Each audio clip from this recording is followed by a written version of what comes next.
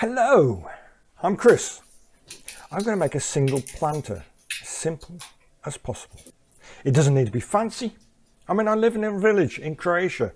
We don't stand on parade around here. And my wife, who's completely responsible for me leaving Wales, keeps asking me to make her stuff. So this planter is really easy to make. It's 4 boards and 4 legs, and that's it. Now you can go to the end of the video to see how I put it together. Okay, I need to reduce this 2x8, or is it 10, to smaller chunks.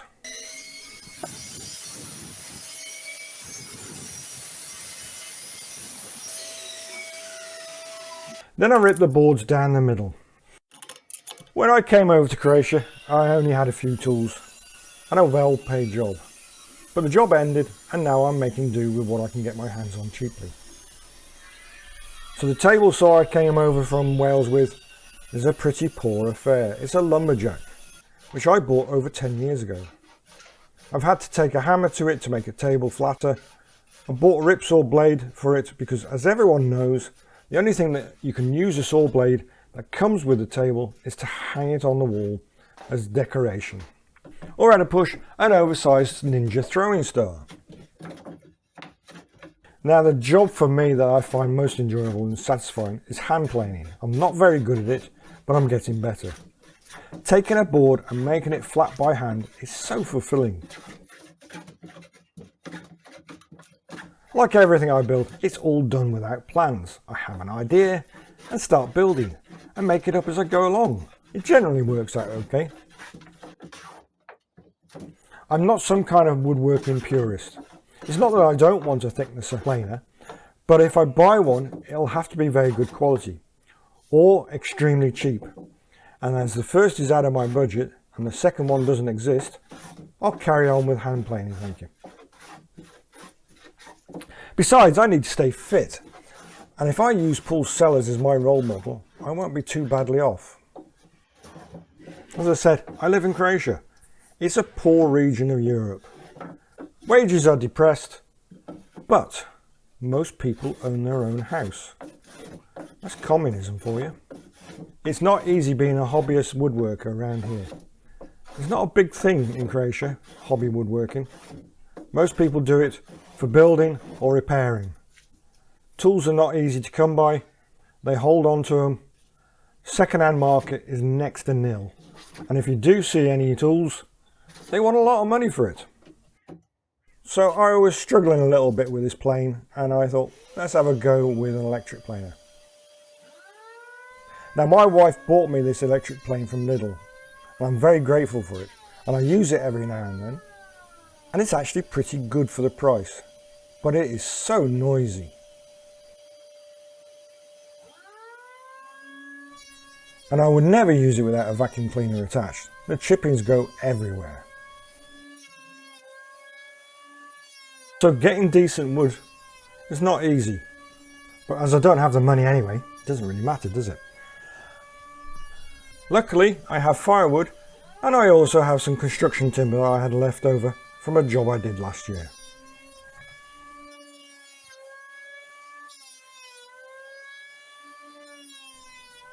After using the planer from Lidl, I went back to hand planing. After all, that's the point of the exercise, was to get more skilled and fitter.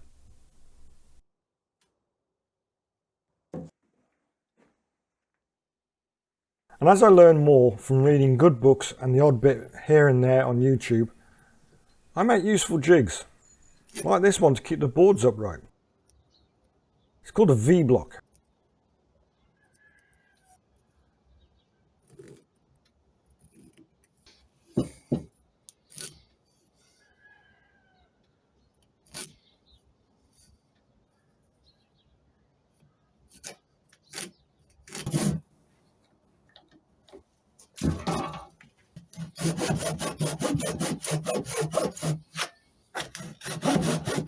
The angle here is supposed to be 25 degrees, but with my calculations to mark it out, I didn't think about the width of the board, and unfortunately it means it's too narrow to hold it.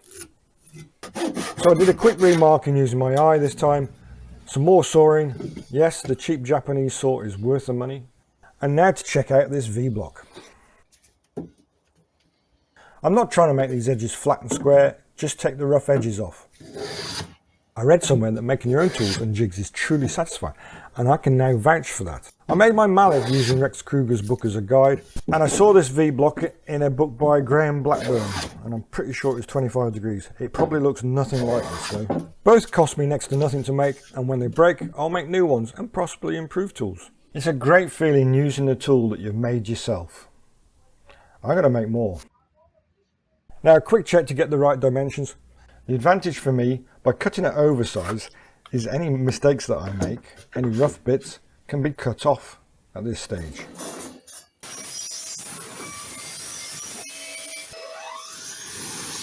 The dust collection on this thing needs to be improved. But in this case, I later found out the pipes were clogged. The reason is that it's very poor design by Shepak. There are 2 bits of metal inside the pipe which increase the chances of it clogging.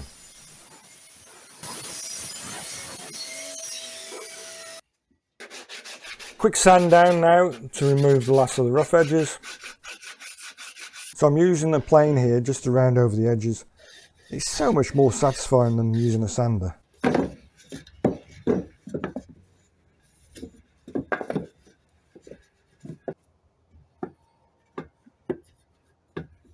Now I need to glue these together. The temperature was just above freezing, so the glue needed some persuading to come out and meet the wood. I got there eventually.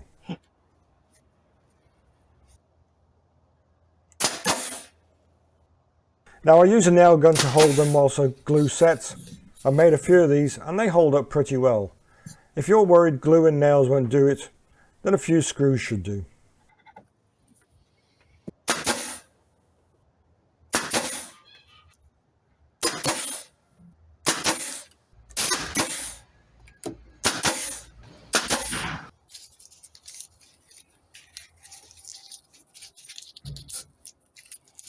As you'd imagine with a simple build like this, the legs, feet, or whatever you want to call them, are going to be simple as well. This is some 5 centimeters by 8 centimeters I cut in half, so it now measures 5 by 4 centimeters. Yeah, definitely centimeters. I made these about 20 centimeters long. When I fit them, the legs stick out about 10 centimeters. Again, glue and a nail gun is all that's needed. I use a block of wood to gauge how far out they should be.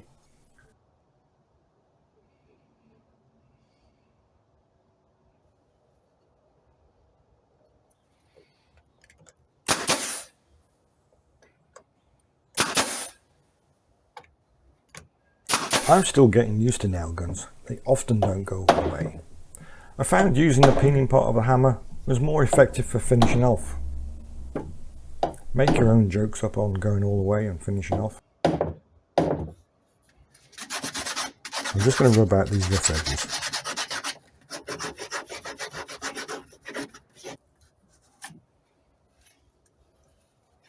So there you have it, a utilitarian planter made for next to nothing.